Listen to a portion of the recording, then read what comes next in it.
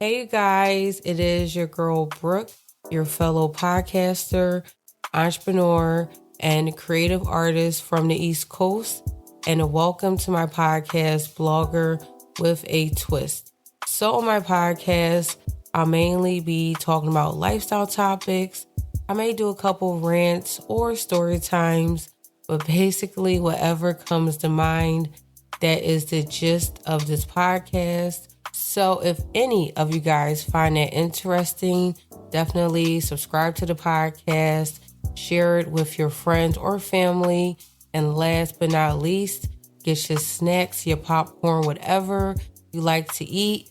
Sit back and relax, and let's get this episode popping.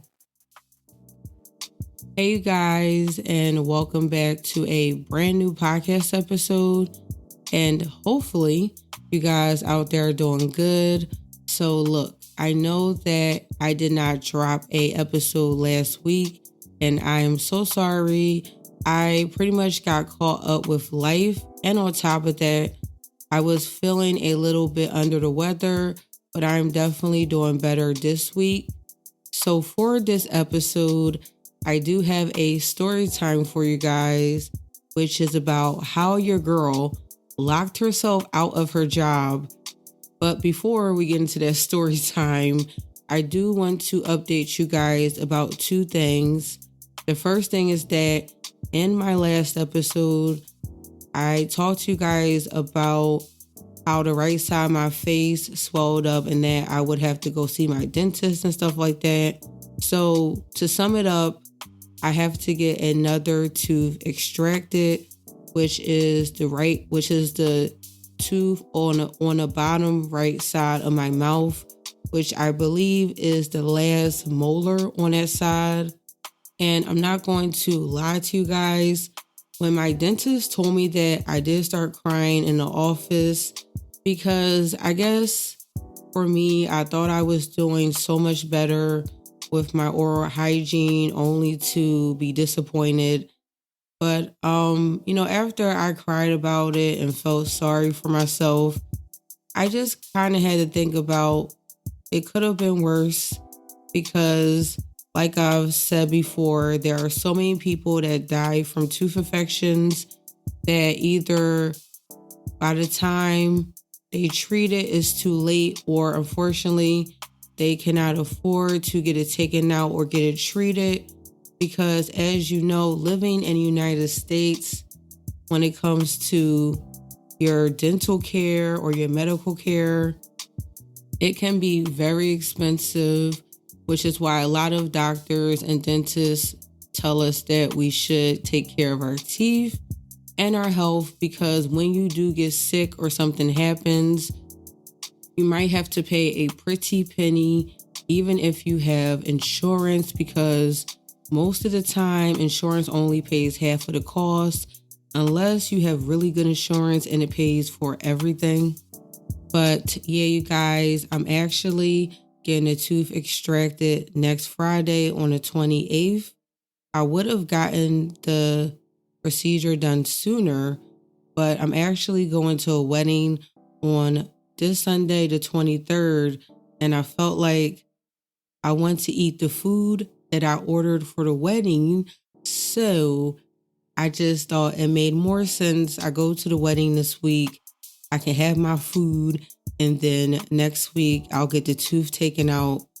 So that's that. And then the second and last thing that I wanted to update you guys on is about the Wine and Dine networking event that I was supposed to go to back in February. But then the people ended up canceling the event and said that they would reschedule it for this month. The event was last Friday on March the 14th at Sullivan's Steakhouse. I think that's the name of the restaurant, but it's basically right across the street from King of Prussia Mall. So when I got up there, I actually was running a little bit late because the event was from 6 p.m. to 8 p.m. Now, mind you, that day I was already feeling a little bit under the weather. A few days before that, I was coughing up mucus at my job. So a part of me did not want to kind of go anyway, but I told myself, no, this is a good opportunity and I have to take it. So I get up to the mall. I want to say around 6:45, if I didn't already say that. Now, mind you guys, when I got inside the restaurant, I did not see any signs that would make me think that there was an event or something happening at the restaurant. So when I walked up to the hostess stand, I told a girl why I was there. I showed her my ticket from Eventbrite. When I showed her it, she looked kind of confused because she did not know what was going on. So then about 3 minutes later, 2 other people came up to the hostess stand. And so I explained to the guy why I was there and I showed him my ticket as well. So then he goes into the computer, does some stuff. And then about 3 to 4 minutes later, he tells me that they canceled the event. And so when he told me that, I was shocked because I did not get any message on Instagram, no email saying that the event had been canceled. Like the last time that they canceled it, they at least gave me a heads up about 3 days before they canceled it. But this time around, I did not get any type of notification. So when they told me that at the hostess stand, I was just like, okay, well, thank you. And I just left out and I walked down the street to the mall and decided to just walk around and just revisit my old stomping grounds since I did used to work at King of Prussia a couple of years back. I did end up going to the food court and I got me some Chick-fil-A because unfortunately there are no Chick-fil-A's in Center City. There used to be one years ago, but they closed that down. So sad. So when I was sitting in the food court eating my food, I just kept thinking, this is so unprofessional. I feel like if you are going to cancel an event, at least give the people that you invited a heads up, because my whole thing is this. I could have been in a bed, okay? Now, thank God the weather wasn't terrible or anything like that, but still, the fact of the matter is that I wasted my time for an event that was canceled, okay? And then number 2, a part of me was really considering taking an Uber or a Lyft up to the restaurant because I was running late, which would have probably costed me about like $40 to $50. And so when everything panned out the way that it did, I was so happy that I decided to take SEPTA versus paying for an Uber because I would have been way more pissed off if I had done that. And so other than that, you guys, like I said, this week's episode is going to be a story time. So if you guys are ready for this story time, then get your snacks ready and let's get this episode popping. This story time happened back on February the 9th, which was over a month ago. So that day, I kind of already did not want to come into work because I already knew that if the Eagles won the Super Bowl, that Center City, especially Broad Street, would be crazy. Okay. Like if you live in Philly and you know how Philly gets when the Eagles win, then you know exactly what I'm talking about. That day, I was working from 3 p.m. to 10 p.m. So I got to work. Everything was fine. About 30 minutes into my shift, I want to say, I ordered myself some food from Uber Eats and it took about maybe like a half an hour to get there. So my food arrived. I ate that. Well, I did not eat all of it. I just ate some of it and I just saved the rest for later because at my job, I do have a microwave, which is great.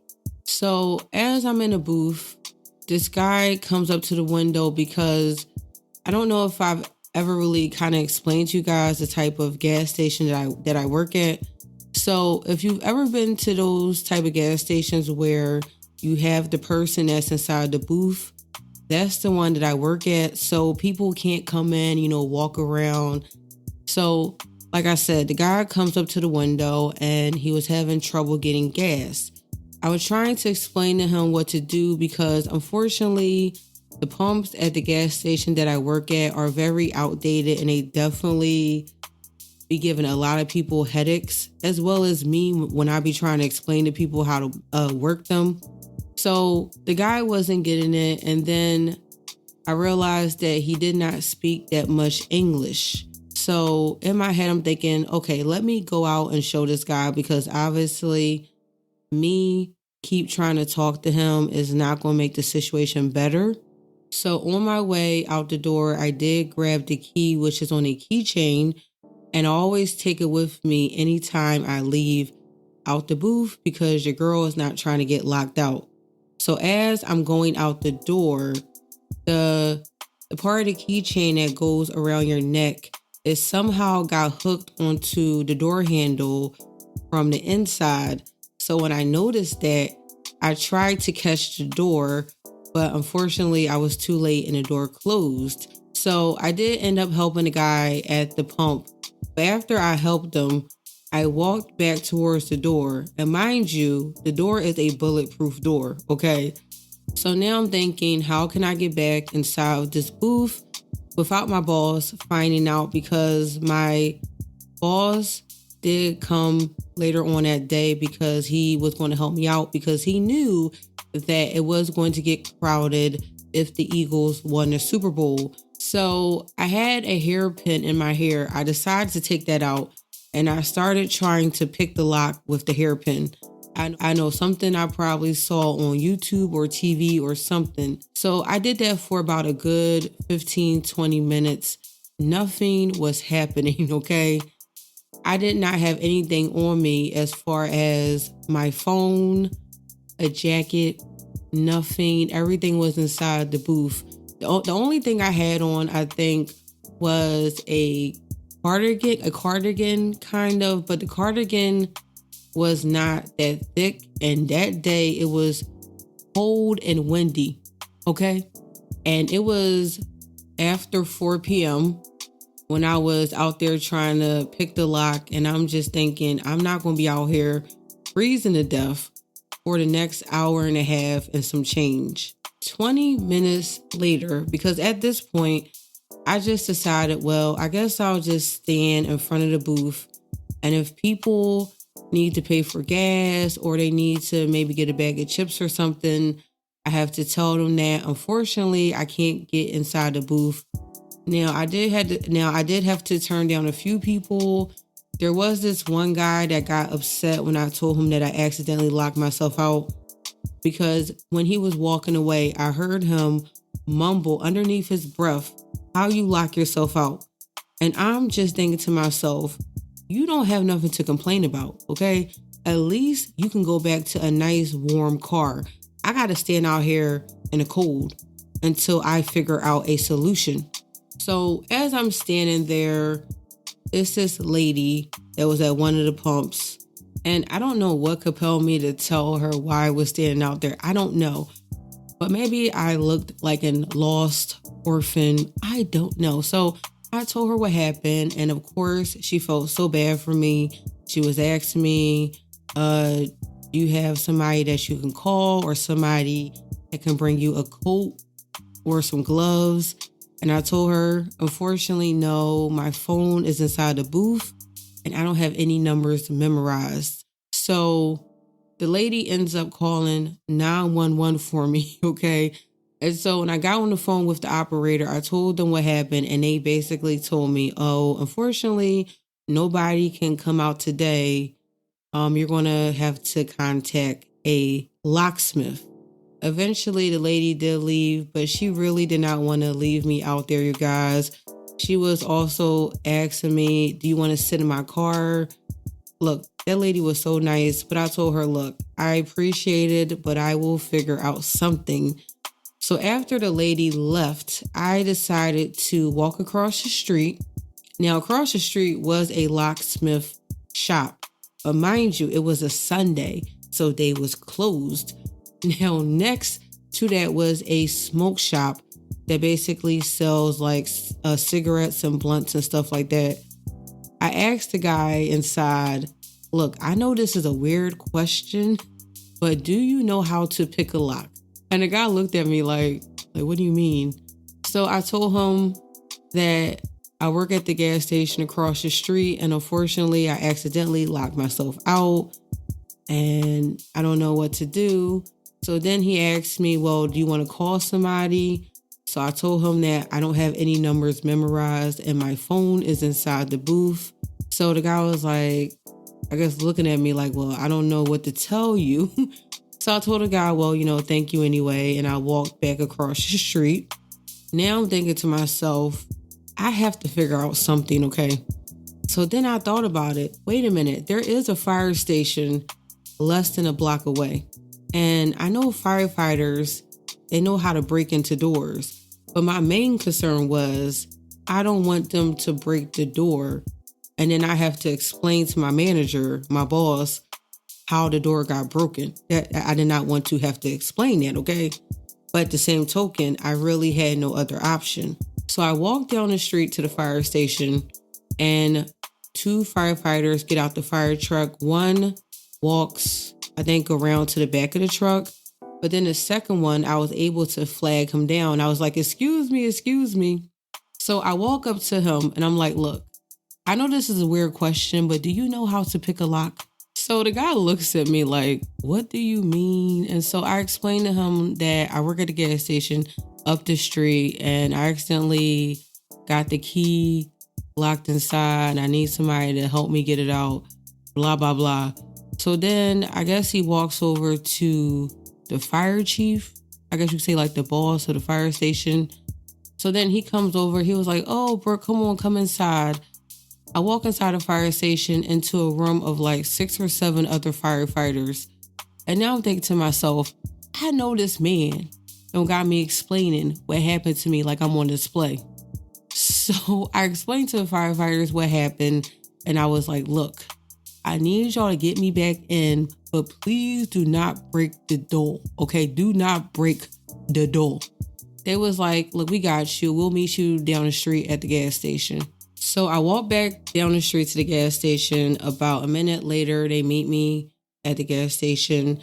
And so I showed the one firefighter through the window of the booth, like, you see the key? Because the key literally, you guys, was hanging on a keychain around a door handle. After I showed the one firefighter where the key was, the other one goes to the door and they take like this silver plate or whatever, or metal plate, and they put it in between the door. And like a minute or two later, they was able to open the door without breaking it down. And I was so grateful and happy. And I told them, thank you so much. And when I tell you guys, once I got back inside that booth, I did not leave for anything, or basically until my manager came, because I was not trying to get locked out a second time around.